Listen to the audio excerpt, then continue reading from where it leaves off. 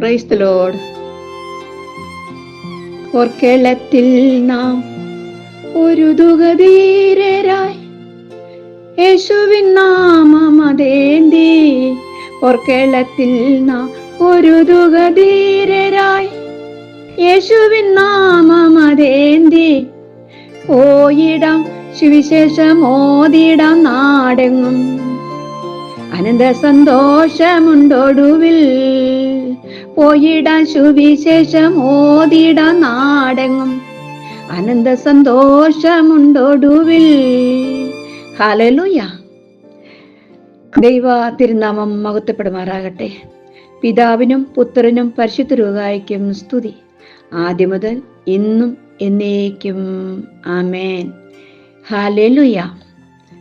കർത്താവിൽ ഏറ്റവും പ്രിയ ശ്രോതാക്കളെ, കൃപ നൗക യൂട്യൂബ് ചാനലിലൂടെ ദൈവത്തിൻ്റെ വചനം ശ്രവിക്കുന്ന സകലർക്കും ജീവിക്കുന്നവനും ജീവൻ തരുന്നവനും ആശ്വാസവും സമാധാനവും സന്തോഷവും ധാരാളമായി ചൊരിഞ്ഞു തരുന്നവനായ സർവശക്തനായ പൊന്നേശുവിൻ്റെ നിസ്തുല നാമത്തിൽ സ്നേഹവന്ദനം. ഹല്ലേലൂയ. ഇന്ന് നമുക്ക് ജീവനുള്ളതും ജീവിപ്പിക്കുന്നതുമായ തമ്പുരാൻ കർത്താവിൻ്റെ തിരുവചനത്തിലൂടെ യാത്രയാണല്ലോ നാം. ഇതിലേക്ക് ഇന്ന് നമുക്ക് സങ്കീർത്തനം 135 അധ്യായം 4 തിരുവചനത്തിൽ ഇപ്രകാരം കാണാം: യഹോവ യാക്കോബിനെ തനിക്കായിട്ട് ഇസ്രായേലിനെ തന്റെ നിക്ഷേപമായിട്ടും തെരഞ്ഞെടുത്തിരിക്കുന്നു. ഒരു തെരഞ്ഞെടുപ്പുണ്ട് എന്നാണ്. യാക്കോബ് ആരാണ്, യാക്കോബിനെ എന്തിനാണ് തെരഞ്ഞെടുത്തിരിക്കുന്നത് എന്നെല്ലാം നമുക്കൊന്ന് പരിശോധിക്കാം. കാരണം ഇന്ന് നാം ഈ യാത്ര വീണ്ടും തുടരുവാൻ കാരണം 2024 സെപ്റ്റംബർ 26 ഇപ്രകാരം ഒരു വാർത്ത മനോരമ പത്രത്തിലൂടെ, മലയാള മനോരമ പത്രത്തിലൂടെ കാണാനായിട്ട് സാധിക്കുന്നു. അതിൻ്റെ 11-ാമത്തെ പേജിൽ 14-ാം പേജിൽ ഇപ്രകാരം കണ്ടു: സഭാ തർക്കം പള്ളി ഏറ്റെടുക്കുവാനുള്ള നിർദ്ദേശത്തിന് സ്റ്റേ എന്ന് പറഞ്ഞ് ഒരു വാർത്ത അതിനകത്ത് വായിക്കാൻ കാണിച്ചു തന്നപ്പോൾ ഞാൻ അത് കാണാൻ, നമുക്കത് ഒന്ന് ശ്രവിക്കാൻ, പത്രം ശ്രവിക്കാറില്ല, വായിക്കാറും വലിയ കാര്യമായിട്ടില്ല. എങ്കിലും ഈ വാർത്ത കണ്ടപ്പോൾ ഒത്തിരി ഇപ്രകാരം ഒരു മെസ്സേജ് ഇടുവാൻ ദൈവത്തിൻ്റെ ആത്മാവ് പ്രേരിപ്പിച്ചത് കൊണ്ട് മാത്രമാണ് ഇന്ന് നാം കൃപ നൗക യൂട്യൂബ് ചാനലിലൂടെ ജീവനുള്ളതും ജീവിപ്പിക്കുന്നതുമായി വഴിപറഞ്ഞതുമായി ജീവന്റെ വചനത്തിലൂടെ സഞ്ചരിക്കുവാൻ, പോർക്കളത്തിൽ പൊരുതി വിജയം നേടുവാൻ ദൈവം നമ്മെ ഒരുക്കുന്ന ഒരു പരിശുദ്ധാത്മ കാര്യസ്ഥൻ നമുക്കുണ്ട് എന്ന് ദൈവം നമ്മെ വെളിപ്പെടുത്തുകയാണ്. ഇതിലേക്ക് ഇവിടെ നാം വായിച്ചു കേട്ടത്: യഹോവ യാക്കോബിനെ തനിക്കായിട്ട് ഇസ്രായേലിനെ തന്റെ നിക്ഷേപമായിട്ടും തിരഞ്ഞെടുത്തിരിക്കുന്നു. ഹല്ലേലൂയ. എന്തുകൊണ്ടെന്നല്ലേ, ഇത് കേട്ടപ്പോൾ ഒത്തിരി ഭാരം തോന്നി. കാരണം ഞാൻ ഒരു ഓർത്തഡോക്സുകാരി ആയിരുന്നു. 1976 ഫെബ്രുവരി 2 യാക്കോബായ സഭയിലേക്ക് വിവാഹം ചെയ്തു. ഇപ്പോൾ ഞാൻ യാക്കോബായ സുറിയാനി സത്യസഭയിലെ ഒരംഗമാണ്. ഹല്ലേലൂയ. എന്നാൽ ദൈവത്തിൻ്റെ ജീവനുള്ള വചനത്തിലൂടെ നാം സഞ്ചരിക്കുമ്പോൾ എന്തിനു വേണ്ടി ഇപ്രകാരം ചെയ്തു കൂട്ടുന്നു എന്ന് പരിശുദ്ധാത്മാവ് നമ്മെ അതേ ഉത്ബോധനപ്പെടുത്തുകയാണ്. പറയാതിരിക്കാൻ സാധ്യമല്ലാത്തത് കൊണ്ടാണ് ഇപ്രകാരം പറയുവാൻ ദൈവം നിർദ്ദേശിച്ചു. കാരണം യോഹന്നാന്റെ സുവിശേഷം 14-ാം അധ്യായം 15 പറയുന്നുണ്ടല്ലോ: എന്നെ സ്നേഹിക്കുന്നുവെങ്കിൽ എന്റെ കൽപ്പനകളെ കാത്തുകൊള്ളും. അവിടെ നോക്കുമ്പോൾ കാണാം, പരിശുദ്ധാത്മാവ് എന്ന കാര്യസ്ഥനെ നമുക്ക് തരുമെന്ന് വ്യക്തമായിട്ട് നമുക്ക് മനസ്സിലാക്കാം. ആ വചനത്തിലൂടെ ഒന്ന് പരിശോധിച്ചാൽ അറിയേണ്ടവർക്കതറിയാം. കാരണം ഒരു കാര്യസ്ഥനുണ്ട് നമുക്ക് ഹെൽപ്പ് ചെയ്യുവാൻ, നമ്മുടെ കാര്യാദികൾ നോക്കുവാൻ. ഇത് തമ്പുരാൻ കർത്താവ് യേശുനാഥൻ പറഞ്ഞ കാര്യമാണ്. ജീവനുള്ള വചനമാണ്. ഇതിന് ജീവനുണ്ട്, ശക്തിയുണ്ട്. ഇത് പറയുമ്പോൾ, നമുക്ക് നിർദ്ദേശം തരുമ്പോൾ നമുക്ക് അടങ്ങിയിരിക്കാൻ കഴിയില്ല. ആയതുകൊണ്ടാണ് ഇപ്രകാരം വേദനയോടുകൂടെ, സ്നേഹത്തോടുകൂടെ, സന്തോഷത്തോടുകൂടെ ഈ പോർക്കളത്തിൽ പൊരുതിക്കൊണ്ടിരിക്കുന്ന നമുക്ക് തന്നിട്ടുള്ള വചനം നമുക്ക് വീണ്ടും നോക്കാം. കാരണം പറയാതിരുന്നാൽ ദൈവത്തിന് വേണ്ടി 94 സങ്കീർത്തനം അതിന്റെ 15, അതിന്റെ 14, 15 തിരുവചനം നമ്മൾ നോക്കുമ്പോൾ കാണാം. 16 യഹോവ തന്റെ ജനത്തെ തള്ളിക്കളയുകയില്ല, തന്റെ അവകാശത്തെ കൈവിടുകയുമില്ല. ന്യായവിധി നീതിയിലേക്ക് വരും, തിരിഞ്ഞു വരും. പരമാർത്ഥ ഹൃദയമുള്ളവരൊക്കെയും അതിനോട് യോജിക്കും. ദുഷ്കർമ്മിയുടെ നേരെ ആർ എനിക്ക് വേണ്ടി എഴുന്നേൽക്കും? നീതികേട് പ്രവർത്തിക്കുന്നവരുടെ ആർ എനിക്ക് വേണ്ടി എതിർത്ത് നിൽക്കും? Hallelujah, hallelujah. സർവശക്തനായ ദൈവത്തിന് മഹത്വം. അവന്റെ നാമത്തെ കീർത്തിയത്രേ നമുക്ക് ചെയ്യുവാനുള്ളത്. കാരണം ഇത് വായിച്ചപ്പോൾ അതിവേഗത്തില് എന്നെ യാക്കോബായ സഭയിലേക്ക് കെട്ടിച്ചയച്ചുവെങ്കിൽ ഇന്ന് അത് പെട്ടെന്ന് ഓർത്തഡോക്സ് സഭയായി എന്ന പത്രത്തിൽ വന്ന വാർത്ത കണ്ടപ്പോൾ ഇവിടെ അടങ്ങിയിരിക്കാൻ കഴിയാത്തത് കൊണ്ട് മാത്രമാണ് ഈ തിരുവചന സത്യങ്ങൾ വെളിപ്പെടുത്തുന്നത്. കാരണം ദൈവത്തിന്റെ പരിശുദ്ധാത്മാവ് നമ്മോട് ആഹ്വാനം ചെയ്യുകയാണ്. ആവർത്തനം 33:4 നോക്കുമ്പോൾ കാണാം, യാക്കോബിന്റെ സഭയ്ക്ക് അവകാശമായി മോശ നമുക്ക് ന്യായപ്രമാണം കൽപ്പിച്ചിരിക്കുന്നു. ഹല്ലേലൂയ. എന്താണ് പറഞ്ഞിരിക്കുന്നത്? ഓർത്തഡോക്സിന്റെ സഭ എന്ന് ഞാൻ പരിശോധിച്ച് നോക്കിയിട്ട് വചനത്തില്ല. ഞാനൊരു ഓർത്തഡോക്സ് കാര്യമായിരുന്നു എങ്കിൽ തന്നെയും പ്രിയമുള്ളവരെ, കർത്താവിന്റെ വചനത്തിന് ശക്തിയുണ്ട്. പറഞ്ഞു തരും, പഠിപ്പിക്കും. അവൻ പറഞ്ഞു 48 യശയ്യാപ്രവചനത്തിൽ 17 ഞാൻ നിന്നെ ശുഭകരമായി പ്രവർത്തിപ്പാൻ അഭ്യസിപ്പിക്കുന്ന ദൈവമാണ്. ഹല്ലേലൂയ. മീൻപിടുത്തക്കാരായ മുക്കുവന്മാരെ വിളിച്ച് വേർതിരിച്ച് ഞാൻ നിങ്ങളെ മനുഷ്യരെ പിടിക്കുന്നവരാക്കാമെന്ന് പറഞ്ഞ കർത്താവാണ് ഇന്നും ജീവിക്കുന്നു. ഹല്ലേലൂയ. ദൈവനാമം മഹത്വപ്പെടുമാറാകട്ടെ. അതുകൊണ്ട് നാം കേട്ടല്ലോ, അതെ, ആവർത്തനം 33:29 പറയാ, ഇസ്രായേലേ നീ ഭാഗ്യവാൻ, നിനക്ക് തുല്യനാർ. ചോദിക്കുകയാണ്, ഇസ്രായേലേ നീ ഭാഗ്യ. ഇസ്രായേലിന്റെ പേരാർക്ക് കിട്ടി? യാക്കോബിന് കിട്ടി. യാക്കോവിന്റെ വചനം, ഒരു വചനം യാക്കോവിൽ വീണു എന്ന് 9-ാം അധ്യായം യെശയ്യാപ്രവചനത്തിൽ പരിശോധിച്ചാൽ അതിൽ കാണാം. അതെ, യഹോവ ഒരു വചനം അയച്ചു, അത് യാക്കോവിൽ വീണു. വിവരിച്ചു പറയുവാനായിട്ട് താല്പര്യപ്പെടുന്നില്ല. സ്വർഗത്തിന്റെ പരിശുദ്ധാത്മാവ് തിരക്കേറിയ ലോക ജീവിതത്തിൽ ആർക്കത് ശ്രമിക്കാൻ കഴിവില്ലെങ്കിലും എന്നും പറയാറുണ്ട്. മിക്കപ്പോഴും ഓരോ എപ്പിസോഡിലും പറയും, സഭാതർക്കം നിർത്തിക്കളുക. ആരും അതിന് തയ്യാറായിട്ടില്ല. ഹല്ലേലൂയ. നാം വീണ്ടും കടന്നു വരാം പ്രിയമുള്ളവരെ. യെശയ്യാപ്രവചനം 48-ാം അധ്യായം 1-ാം തിരുവചനം അവിടെ എന്താ പറഞ്ഞിരിക്കുന്നത്? ഇസ്രായേലിന്റെ ഉറവിൽ നിന്നുള്ളവരെ ഒന്ന് ശ്രദ്ധയോടെ വായിച്ചാൽ, ഒന്ന് പരിശോധിച്ചാൽ, ഇത് ശ്രവിക്കുന്നവർ അതൊന്ന് എടുത്ത് വായിച്ചു നോക്ക്. നീതിയോടും വിശ്വസ്തയോടും കൂടി അല്ലെങ്കിലും ആ യാക്കോവിന്റെ ആ ഉറവിൽ നിന്ന് കുളിച്ചവരാണ് നമ്മള് എന്ന് നമുക്ക് മനസ്സിലാക്കാനായിട്ട് സാധിക്കുന്നു. ഇതിനതെന്തിനാ പറയുന്നത് അറിയാമോ? യാക്കോബ എന്ന് പറഞ്ഞത് സർവശക്തനായ കർത്താവിന്റെ നിശ്ചയമാണ്. അത് തീയാണ്, അതിന് ജീവനുണ്ട്. പരിശുദ്ധ രക്ഷ വിളയിക്കുവാനായിട്ടാണ് സഭയിലെ പ്രമാണങ്ങളെല്ലാം പഠിപ്പിച്ച് ദൈവമക്കളെ വചനം പഠിപ്പിക്കാതെ വണ്ണം, വചനത്തിന്റെ തീയെ മനസ്സിലാക്കാൻ കഴിയാതെ വണ്ണം, അതെ, അന്ധകാരത്തിലേക്ക് തള്ളിയിടുന്ന, ഭിന്നത വിധിക്കുന്ന, നഞ്ചും വിത്ത് വിതച്ചുകൊണ്ടിരിക്കുന്ന ഈ കാലഘട്ടത്തില് വേദനയോടെ നാം പറയുകയാണ്, ദൈവത്തിന്റെ വചനം ജീവനും ജീവചൈതന്യം, ഏത് വാളിനേക്കായാലും, മൂർച്ചയേറിയ ഏത് വാളിനേക്കായാലും അസ്ഥിമഞ്ജനുകൾ തുളച്ചു കയറുമാറാക്കുന്ന ദൈവത്തിന്റെ വചനം വിതയ്ക്കാത്തത് കൊണ്ട്, പഠിക്കാത്തത് കൊണ്ട്, ഗ്രഹിക്കാത്തത് കൊണ്ട്, ഉള്ളത്തിൽ കൈക്കൊള്ളാത്തത് കൊണ്ടല്ലേ നാം ഇങ്ങനെ ആയിത്തീരുന്നത്. ഹല്ലേലൂയ. പോരാ, നമുക്ക് മടങ്ങി വരാം. കർത്താവ് പറയാണ്, ദൈവത്തിന്റെ വചനം പറയുകയാണ്, അതെ, യാക്കോബ് ഗൃഹമേ വരുവീൻ, നമുക്ക് യഹോവയുടെ വെളിച്ചത്തിൽ നടക്കാം. വെളിച്ചമുള്ളവരായി തീരണം.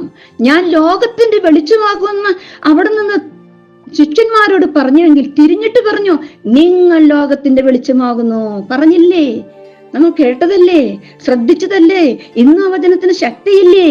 ഇരുളിലും അന്ധകാരത്തിലും ഇരുന്ന് ജനത്തിന് വെളിച്ചം പകരുവാൻ കർത്താവ് വന്നുവെങ്കിൽ നഞ്ചും വിത്ത് വിതച്ച് കക്ഷി വൈരാഗ്യങ്ങൾ ഇല്ലാതെയാക്കി അതിനെ കുഴിച്ചുമൂടി യിരെമ്യാ പ്രവചനം 10-ാം അധ്യായത്തിൽ പറയുന്നുണ്ട്, യാക്കോവിനെ വിഴുങ്ങിക്കളഞ്ഞു എന്ന്. വിഴുങ്ങിയാൽ അവൻ ഉയർക്കും. നാം പറയുന്നത് എന്തെന്നറിയാമോ? കർത്താവിന്റെ ജീവനുള്ള വചനമാണ്. ആ വചനത്തിലൂടെയാണ് നാം ഇന്ന് കടന്നു പോകുന്നത്. ഇതിലേക്ക് ഒരു കാരണവശാലും അതെ പരിശുദ്ധ സത്യസഭ യാക്കോബ് ഗ്രഹം ഈ യെശയ്യാപ്രവചനം 2-ാം അധ്യായം അതിന്റെ 3-ാം തിരുവചനം നമുക്ക് നോക്കുമ്പോൾ കാണാം, അനേക വംശങ്ങളും ചെന്ന് വരുവി, നമുക്ക് യഹോവയുടെ പർവ്വതത്തിലേക്ക്, യാക്കോബിൻ ദൈവത്തിന്റെ ആലയത്തിലേക്ക് കയറി ചെല്ലാം. അവൻ നമുക്ക് തന്റെ വഴികളെ ഉപദേശിച്ചു തരികയും നാം അവന്റെ പാതകളിൽ നടക്കുകയും ചെയ്യും എന്ന് പറയും. സിയോനിൽ നിന്ന് ഉപദേശവും യെരൂശലേമിൽ നിന്ന് യഹോവയുടെ വചനവും പുറപ്പെടും. ഹല്ലേലൂയ. കർത്താവിലേക്ക് നോക്കുമ്പോൾ, പർവ്വതത്തിലേക്ക് നോക്കുമ്പോൾ, പർവ്വതത്തിൽ നിന്ന് ഒഴുകി വരും നീരുറവ. ആ നീരുറവിൽ നിന്ന് കുടിച്ച് മത്തരായി. യിരെമ്യാ പ്രവചനം 23-ാം അധ്യായം 9-ാം തിരുവചനത്തിൽ പറഞ്ഞു, വചനത്തിൽ നാം മത്തരാകണം. ഹല്ലേലൂയ. അവിടെ വായിച്ചാൽ കാണാം. ഇന്ന് തിരക്കേറി ലോക ജീവിതത്തില് വേദനയോടെ പറയുകയാണ്. ആ പത്രത്തിൽ വായിച്ചപ്പോൾ ഇത് ദൈവത്തിന്റെ ശക്തിയാൽ മാത്രമാണ് നമുക്ക് മുന്നേറാൻ കഴിയുള്ളൂ. അല്പകാല ജീവിതം നമുക്ക് ദൈവത്തോട് ഒത്തു ജീവിച്ചുകൂടെ? ദൈവമായിട്ട് നമുക്ക് ജീവിച്ചുകൂടെ? ആ പ്രകാശ നാട്ടിലേക്ക് എത്തിക്കൂടെ?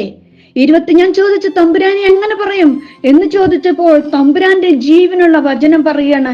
എങ്ങനെ പറയും എന്ന് ചോദിച്ചപ്പോൾ യേശുനാഥന്റെ വചനം, തീക്കട്ടയാകുന്ന വചനം 27-ാം സങ്കീർത്തനത്തില് പറയുക, നിന്റെ രക്ഷയും ജീവനും, അതാ നിന്റെ ജീവന്റെ ശക്തി യഹോവയാണ്. നീ ആരെ പേടിക്കും? നിന്റെ ബലം യഹോവയാകുന്നു. ഹല്ലേലൂയ.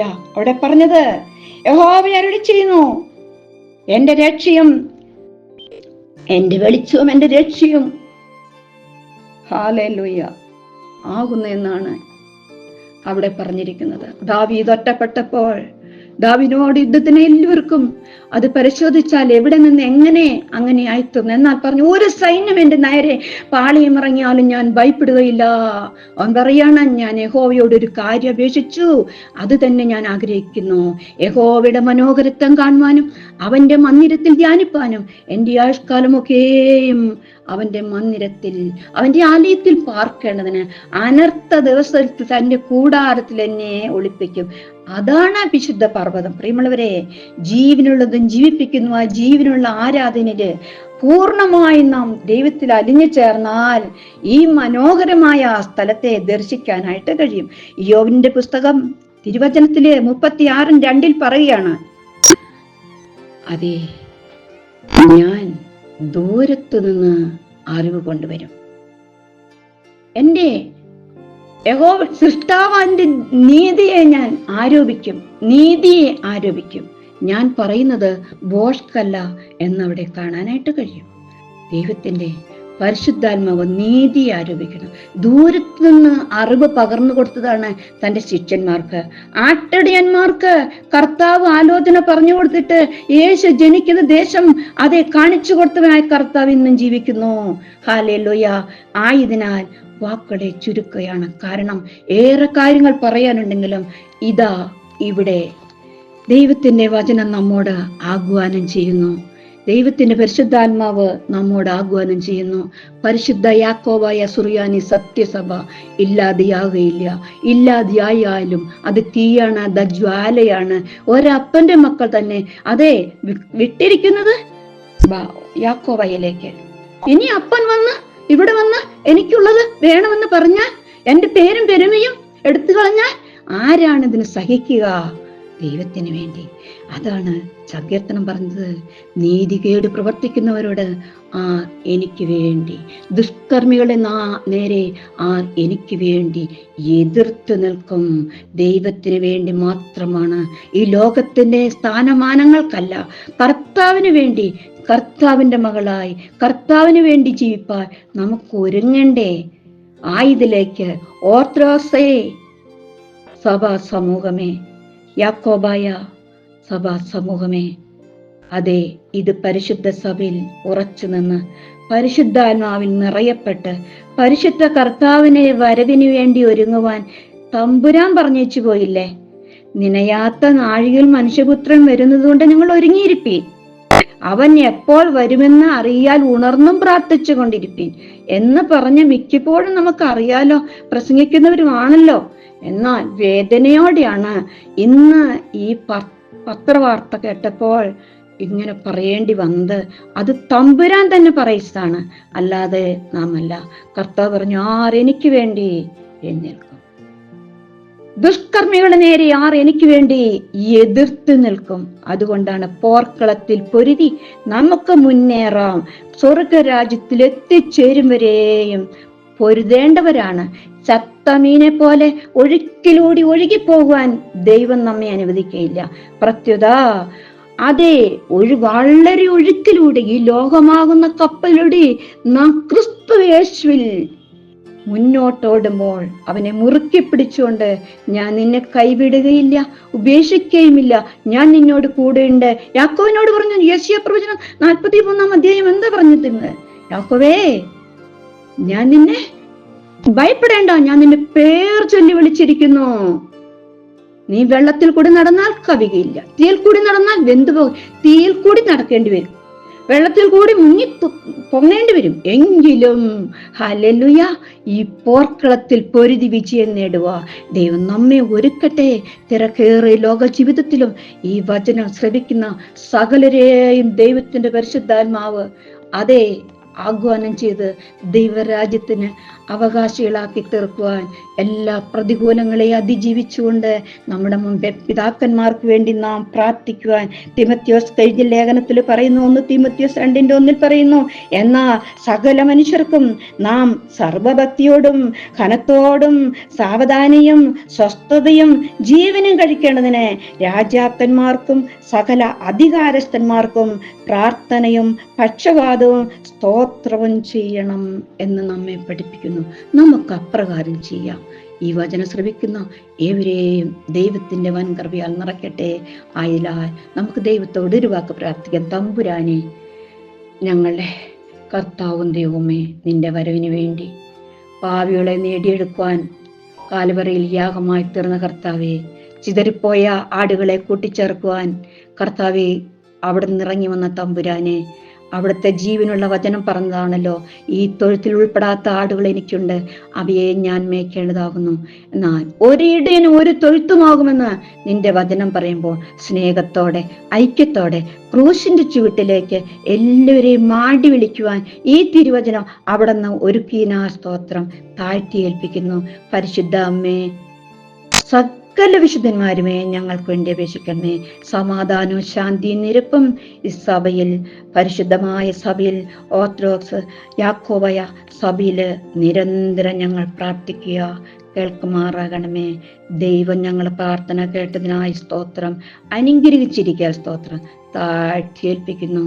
പിതാവേ, പുത്ര, പരിശുദ്ധാത്മാവേ, നന്ദി കർത്താവേ, സ്തോത്രം കർത്താവേ, നന്ദി കർത്താവേ, സ്തോത്രം. ഹല്ലേലൂയ, ഹല്ലേലൂയ, ആമേൻ, ഹല്ലേലൂയ, ആമേൻ. യേശുവേ നന്ദി.